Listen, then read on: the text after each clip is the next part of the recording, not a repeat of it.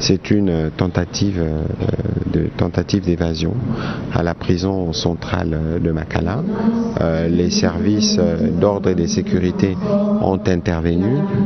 Il y a eu beaucoup d'écrépitements de balles d'après les rapports qui nous ont été donnés, mais il y en a eu aussi des balles de sommation pour essayer de contenir la situation qui s'y déroulait. Au moment où je vous parle, la situation est revenue au calme et il est envisagé une descente sur le site d'une délégation conduite par le vice-premier ministre, ministre de l'Intérieur. Normalement, je venais de parler avec lui tout à l'heure. À ces sujets, nous avons aussi échangé avec la première ministre, comme vous le savez, séjourne dans le Congo central. Et donc, le sujet a été pris à bras-le-corps.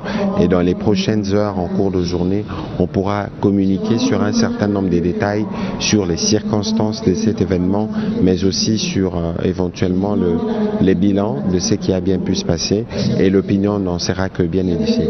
Ici, pour les parents qui ont hésité, aujourd'hui c'est le premier jour de classe, et j'aurais pu le faire si c'est pas trop tard pour ce qui vont l'après-midi.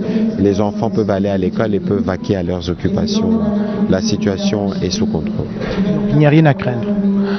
En tout cas, il n'y a rien à craindre. Il y a des choses qui se sont passées la nuit. On en saura davantage tout à l'heure.